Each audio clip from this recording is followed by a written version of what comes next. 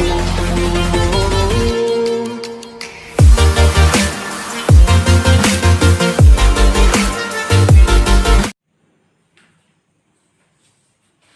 Friends, आज हम एक नए टॉपिक पे बात करने वाले हैं और उस टॉपिक का नाम है drift speed. Drift speed means ये चैप्टर है, एक टॉपिक जो बहुत ही इम्पोर्टेंट है in the regarding of the examination for 12th class and also for the JEE advance and mains and NEET. इस चैप्टर में हम बात करने वाले हैं, एक्चुअली इस टॉपिक में हम बात करने वाले हैं ड्रिफ्ट स्पीड के बारे में। ड्रिफ्ट स्पीड क्या होता है, क्यों होता और ये क्यों इम्पोर्टेंस है, ये है क्या। एक्चुअली में जो भी कंडक्टर्स है, कंडक्टर में जिससे इलेक्ट्रिसिटी कंडक्ट कर सकते हैं उसको कंडक्टर्स बोलते हैं। ऐसे हम लोग पढ़ने वाले हैं इलेक्ट्रिसिटी के बारे में, चार्ज इन मोशन। तो उसमें क्या होता है कि जो भी कंडक्टर है, एक्चुअली में पूरा के पूरा हमको पढ़ना है इसमें कंडक्टर का, स्पेशली सॉलिड कंडक्टर। कंडक्टर के अंदर होता है free electron. Free electron randomly move करते हैं। फ्री इलेक्ट्रॉन्स में जो इलेक्ट्रॉन्स किसी न्यूक्लियस के अंडर बाउंड नहीं है, वो फ्रीली मूव करते हैं एक जगह से दूसरी जगह किसी भी प्रॉब्लम किए बिना। लेकिन इन इलेक्ट्रॉनों में एक खास बात होती है, ये तो मूव तो करते हैं, बहुत ही स्पीड से मूव करते हैं। इनका स्पीड भी बहुत ज़्यादा होता है, इसका स्पीड करीब 10⁵ to 10⁶ मीटर पर सेकंड, एक बहुत ही हाई स्पीड इलेक्ट्रॉन। लेकिन इसके बावजूद भी इसमें इसके कारण कोई इलेक्ट्रॉन मीन्स कि ये एक चार्ज पार्टिकल है। ये चार्ज पार्टिकल होते हुए भी इसके कारण करंट नहीं बनता है जबकि ये मोशन में। कारण ये है कि जब एक इलेक्ट्रॉन किसी कंडक्टर के अंदर मूव करता विदाउट एनी इलेक्ट्रिक फील्ड, तो एक रैंडम मूवमेंट मतलब कि वो किसी भी डायरेक्शन में कहीं भी जा सकता। और जैसे मान लीजिए कंडक्टर है, ये कंडक्टर है, कोई कंडक्टर का एक पार्ट लिए हम,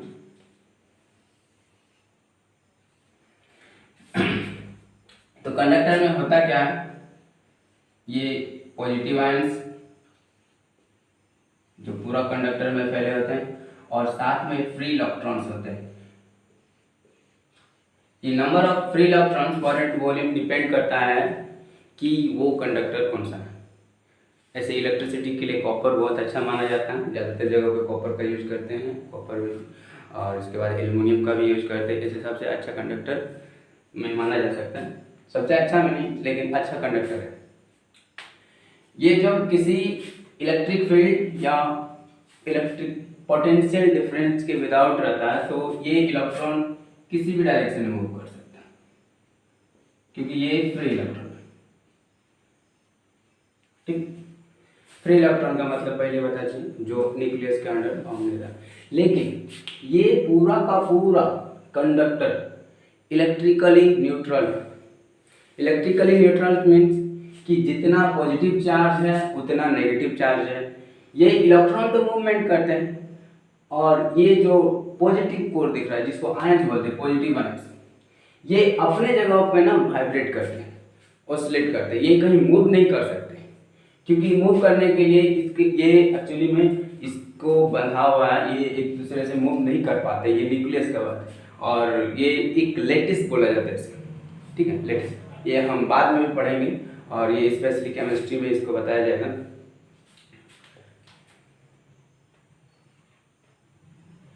ये इलेक्ट्रॉन का स्पीड करीब 10⁵ मीटर पर सेकंड से 10⁶ मीटर पर सेकंड हो सकता है।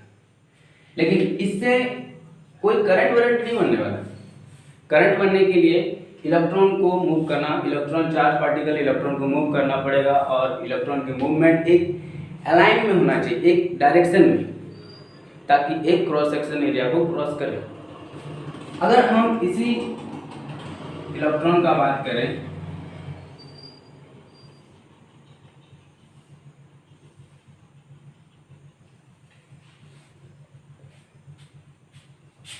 अगर हम इसको हम मिटा देते हैं। अगर हम इस इलेक्ट्रॉन का मूवमेंट के बारे में थोड़ा बताएं कि ये कैसे मूव करता, तो नॉर्मली इलेक्ट्रॉन ये जो कोर है, एटम कोर, जिसको हम पॉजिटिव आयंस भी बोलते हैं, उसके कारण ये टकराते हैं और रैंडमली जिगजैग मोशन किसी भी डायरेक्शन में मूव कर सकते हैं। तो किसी भी डायरेक्शन में मूव करने, ये जो इलेक्ट्रॉन है ये रैंडमली मूव करते हैं किसी भी डायरेक्शन में।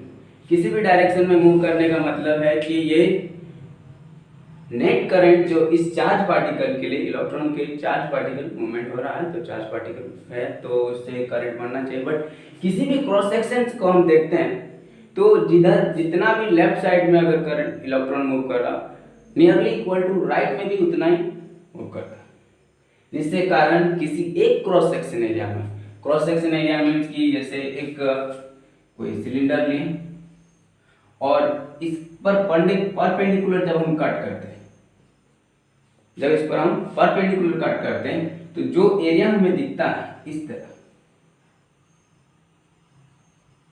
ये क्रॉस सेक्शन एरिया, ठीक। तो इस तरह ये जो इलेक्ट्रॉन मूवमेंट कर रहे हैं, जो भी इलेक्ट्रॉन है, तो ये रैंडमली मूवमेंट कर रहे हैं। तो किसी भी क्रॉस सेक्शन एरिया में जितना इलेक्ट्रॉन लेफ्ट तरफ जा रहा है उतना इलेक्ट्रॉन राइट तरफ जा रहा है, जिसके कारण जो नेट करंट, नेट चार्ज और फ्लो ऑफ चार्ज वो जीरो हो जाता है, जिसके कारण कोई करंट नहीं बनता और ये हमको कोई करंट देता नहीं। लेकिन जब इसी को हम किसी इलेक्ट्रिक फील्ड में,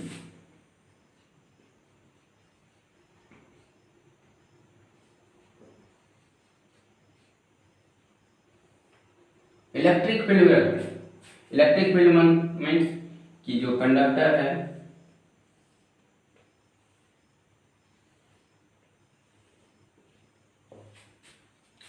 ये हमारे इलेक्ट्रॉन है और बीच में कहीं पॉजिटिव चार्ज है, पॉजिटिव चार्ज फिक्स रहेंगे। जो इलेक्ट्रॉन है वो एक अलाइन के साथ, जब हम इसको किसी पोटेंशियल डिफरेंस के साथ कनेक्ट करते हैं तो ये सारे इलेक्ट्रॉन, अगर ये पॉजिटिव है, ये पॉजिटिव टर्मिनल, ये नेगेटिव टर्मिनल, और सबको पता है कि ये पॉजिटिव टर्मिनल, यहाँ positive difference, positive charge, positive potential है, इधर उसके रिस्पेक्ट में जीरो पोटेंशियल होगा। अगर एज्यूम करते हैं तो लो लेवल का पोटेंशियल डिफरेंस है, पोटेंशियल डिफरेंस भी है। तो इसके कारण जो ये पॉजिटिव टर्मिनल हो गया, ये नेगेटिव टर्मिनल होगा, तो जितने भी इलेक्ट्रॉन हैं उस सब पे ना एक opposite to the electric field इस डायरेक्शन में फोर्स लगेगा और एक इलेक्ट्रिक फील्ड सेटअप होगा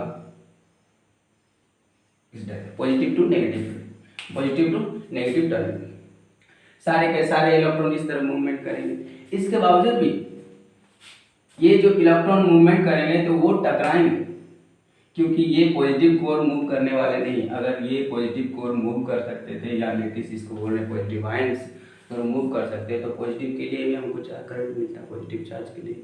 लेकिन ऐसा नहीं, सिर्फ नेगेटिव चार्ज इलेक्ट्रॉन ही मूव करते हैं और हमको करंट मिलता है। इसके लिए क्या होता है कि जैसे इलेक्ट्रॉन मूव कर रहे हैं तो तब भी, जैसे ये मान लेते पॉजिटिव कोर इलेक्ट्रॉन यहाँ आएंगे, फिर टकराएंगे और रिटर्न चले जाएंगे, फिर हर एक टकराने वाला इलेक्ट्रॉन टकराएंगे पॉजिटिव चार्ज से और फिर रिटर्न चले जाएंगे। इलेक्ट्रॉन मूवमेंट तो हो क्या रहा है कि इलेक्ट्रॉन एक बार चलना शुरू किया, टकराते और फिर रिटर्न जाते हैं। मतलब कि इलेक्ट्रॉन इनिशियली स्पीड इलेक्ट्रॉन का जीरो होता है और उसका स्पीड धीरे धीरे इंक्रीज करता है। स्पीड इंक्रीज करने का मतलब है यहाँ एक इलेक्ट्रिक फील्ड सेटअप है, इलेक्ट्रिक फील्ड सेटअप है तो चार्ज पार्टिकल पर फोर्स लगेगा और फोर्स जब लगेगा तो वो मूवमेंट करेगी along the opposite direction of the electric field because it is a negative charge। तो इससे क्या हो रहा है कि एक इलेक्ट्रॉन को जो फोर्स लगा रहा है इलेक्ट्रिक फोर्स, अगर इलेक्ट्रिक फोर्स का बात करेंगे यहाँ पर तो वहां हो जाएगा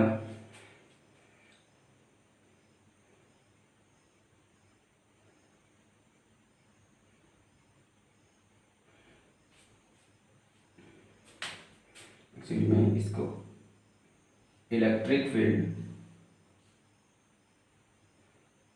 अगर हमें बताना हो कि इलेक्ट्रिक फील्ड अगर हम चाहेंगे फोर्स इलेक्ट्रिक फील्ड वो होता Q इंटू ई, क्योंकि यहाँ पर जो फोर्स लग रहा है वो नेगेटिव चार्ज पे लग रहा है। ठीक है, ये इलेक्ट्रिक फील्ड का फॉर्मूला है और ये इलेक्ट्रिक फोर्स का, और इसे हम पढ़ चुके हैं या आने वाले वीडियोस में हम इसको बताएंगे जब इलेक्ट्रोस्टैटिक पर वीडियो आएंगी तब। तो इलेक्ट्रिक फोर्स होता है चार्ज इंटू इलेक्ट्रिक फील्ड। यहाँ चार्ज जो है वो नेगेटिव चार्ज है, बिकॉज सब जानते हैं कि इलेक्ट्रॉन नेगेटिव चार्ज है, इसका मतलब कि इसमें नेगेटिव और इंटू इलेक्ट्रिक फील्ड का डायरेक्शन हो जाएगा। तो इलेक्ट्रिक फोर्स जो है ना इलेक्ट्रिक फील्ड के ऑपोजिट डायरेक्शन में। इन मैग्नीट्यूड अगर एफ निकालना होगा तो ई स्मॉल ई बता रहे हैं कि इलेक्ट्रिक चार्ज है एक इलेक्ट्रॉन का, इसको इलेक्ट्रॉनिक चार्ज भी, ये फंडामेंटल चार्ज है, और ये फंडामेंटल पार्टिकल, सॉरी ये फंडामेंटल पार्टिकल, और ये electric field, applied electric field. तो अगर हम बात करते हैं कि हर बार एक रीस्टार्ट लेंगे, जब भी कॉलिजन होगा, इलेक्ट्रॉन जब मूव करेंगे कॉलिजन होवे करेगा, क्योंकि बाद बीच बीच में बहुत सारे एटम आयंस हैं जिससे टकराएंगे और फिर वो कॉलिजन के बाद रिटर्न करेंगे, फिर से फोर्स लगेगा और फिर से। एक्चुअली में हो क्या रहा है ना कि सारा के सारे इलेक्ट्रॉन पे एक ऑपोजिट डायरेक्शन में फोर्स लगेगा और वो आना चाहिए ऑपोजिट डायरेक्शन में, इलेक्ट्रिक फील्ड के ऑपोजिट डायरेक्शन में, बट वो बार बार टकरा है। लेकिन इसमें क्या है ना, इसमें सीधी बात है कि वो सब ड्रिफ्ट कर रहे हैं। ड्रिफ्ट का मतलब है वो आना चाहे उधर, ठीक। तो इन सब के लिए अगर मान लेते कि ये आ ही रहा, तो एक और चीज, और अगर मान लेते कोई एक यूनिट वॉल्यूम है, अगर उसका स्पीड है v है वगैरह वगैरह, अगर ड्रिफ्ट स्पीड हमको निकालना है तो मान लेते कि इसका जो लेंथ है वो l है और इसका जो क्रॉस सेक्शन एरिया है वायर का वो a, ये कंडक्टर है वो है, इसको हम बोलते हैं इसका cross section area, that is ये वाला। इससे क्या हो रहा है कि अगर यहाँ पर रखा कोई इलेक्ट्रॉन इस एंड तक आता है, तो अगर इसका स्पीड मान लेते हैं उसको vd बोलते हैं, ड्रिफ्ट वेलोसिटी, ठीक है vd, हमको vd निकालना है। ड्रिफ्ट वेलोसिटी का मीन्स यही है vd, सॉरी ये जो l है, l को अभी रखते हैं जो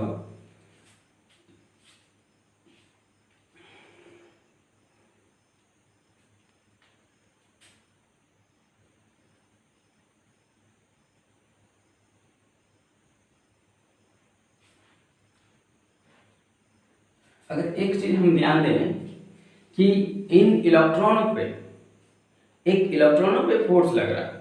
अगर किसी पार्टिकल पे, इलेक्ट्रॉन एक पार्टिकल है जिसका मास भी है, मान लेते हैं उसका मास m है, me, let the mass of the electron is m, let mass of the electron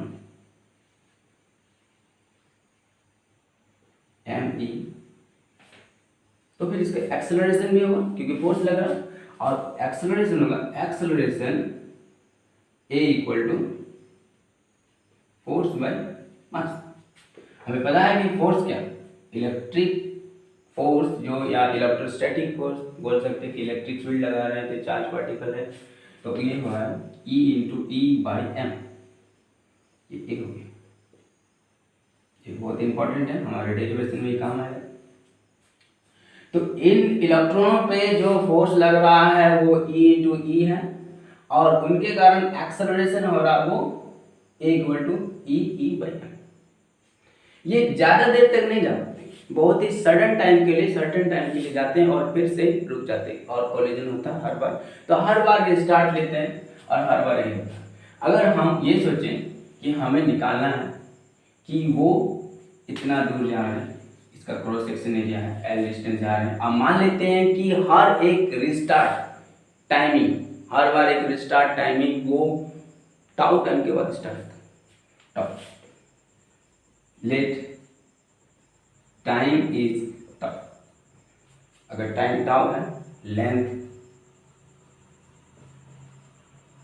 equal to L, क्योंकि L डिस्टेंस यहाँ से रखा हुआ इलेक्ट्रॉन को इस एंड तक जाने में मान लेते हैं कि वो L टाइम है। ये बहुत कम है एक्चुअली में, इतना सारा नहीं, वो टकरा जाएंगे। मान लेते हैं एवरेज टाइम है और ये यहाँ से यहाँ पर चला जाए, तो इस टाइम पे जो स्पीड निकालेंगे, एक्चुअली में ये स्पीड निकालते हैं हम नॉर्मली, मान लेते हैं कि वो vd बराबर एवरेज का बात कर रहे हैं, वो डिस्टेंस बाय टाइम, ठीक। इसको एक नंबर इक्वेशन है।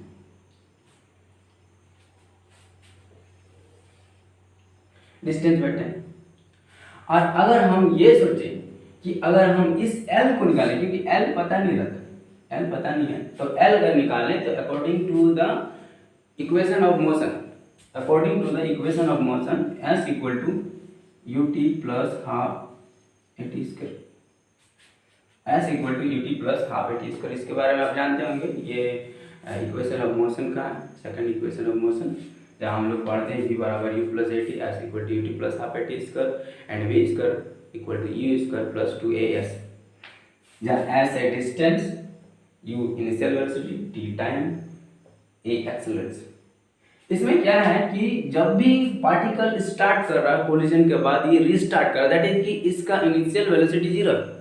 तो अगर इनिशियल वेलोसिटी जीरो है, हमको लेंथ दिया हुआ l, initial velocity zero into T, T को टाउ लिख सकते हैं, प्लस 1/2 एक्सेलरेशन को फिलहाल हम लिख देते हैं, एक्सेलरेशन इक्वल टू होता है मास बाय फोर्स बाय मास, तो वो है e बाय m और ये है टाउ इसका, इतना चीज, ये चीज हम मिटा दे रहे हैं, ये अब हो गया इसका जितना जरूरत था।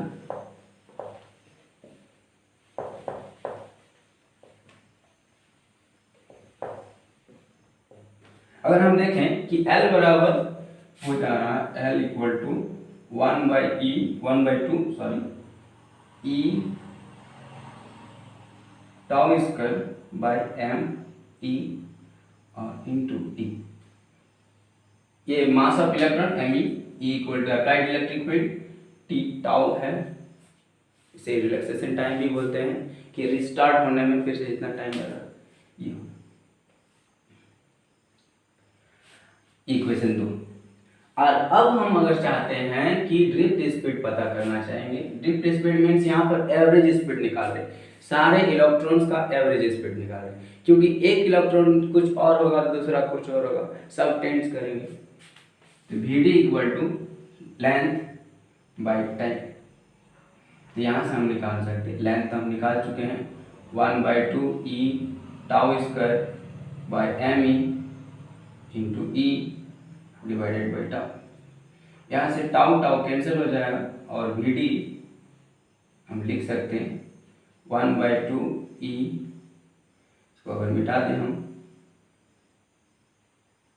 तो e tau by 2m e into e, कि drift velocity e tau by 2m e, जहाँ पर e इलेक्ट्रॉनिक चार्ज है इलेक्ट्रॉन का, टाउ है time to required to move from one collision to another collision, m e mass of the electron और e है electric field जो कि applied किया गया। अगर इस सारा चीज कांस्टेंट है, ये अगर सब चीज कांस्टेंट है, किसी मटेरियल में टाउ क्या है ना, किसी मटेरियल पर डिपेंड करता है, जितने ज्यादा इलेक्ट्रॉन होंगे और टेम्परेचर पे, अगर टेम्परेचर चेंज होगा तो टाउ चेंज होगा, तो इसका मतलब कि अगर कांस्टेंट टेम्परेचर है तो टाउ चेंज नहीं होगा, ये इलेक्ट्रिक चार्ज है E। तो Vd इक्वल टू हम लिख सकते हैं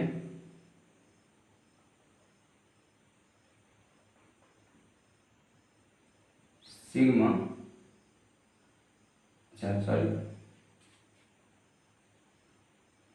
Vd इक्वल टू लिख सकते हैं K इंटू E, जहाँ K कांस्टेंट है, where K is a constant।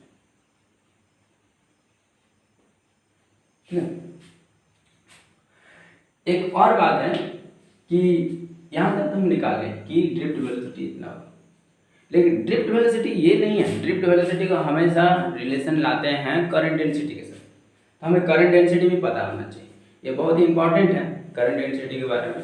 तो एक्चुअली में करंट डेंसिटी का जो फॉर्मूला होता है, इसे हम कहते हैं relation between current density and drift speed. तो करंट डेंसिटी होता है,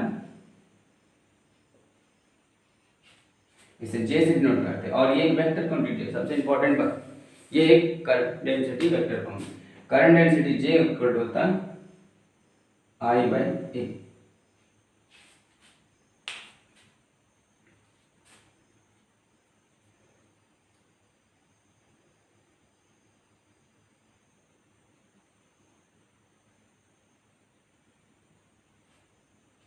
ठीक है, करंट डेंसिटी होता है J। इसके आगे अगर हम चले, जो फिगर हम मिटा दिए थे उस पर फिर से बात करते हैं। जो कंडक्टर था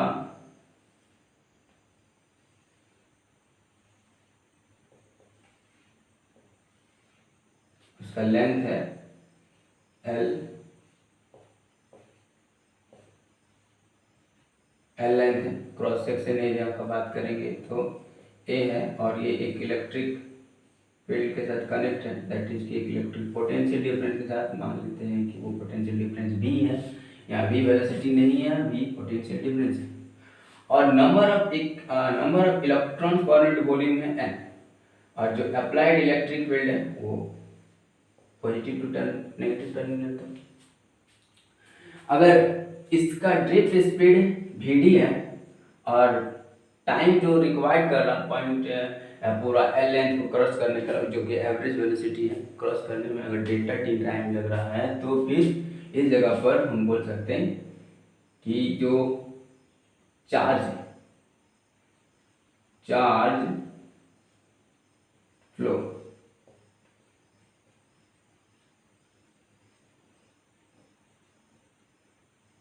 थ्रू वायर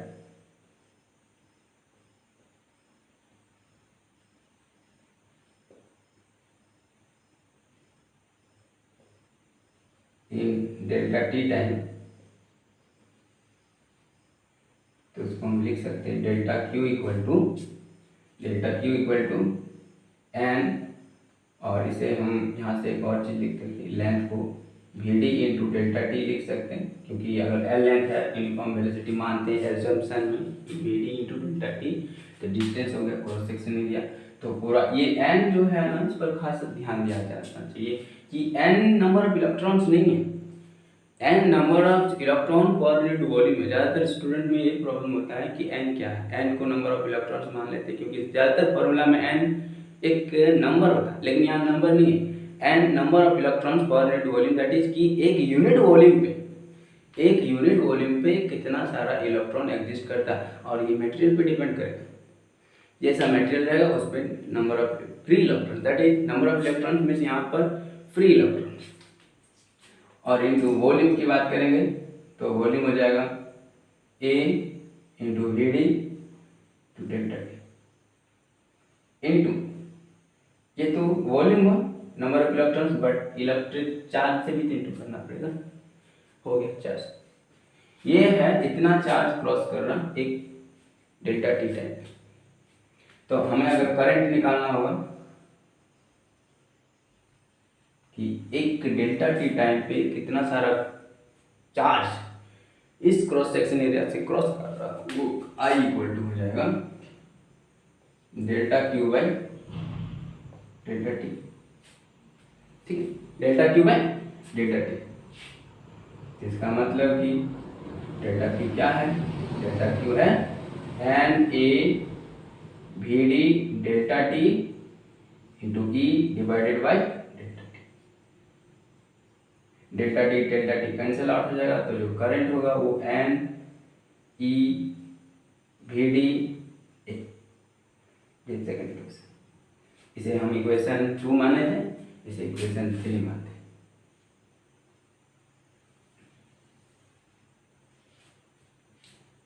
ठीक, जैसे हम पहले निकाल चुके हैं कि जो करंट डेंसिटी होता है, एक बार हम फिर लिखते हैं J equal to I by A. Magnitude की बात कर रहे हैं अभी फिलहाल, ठीक है।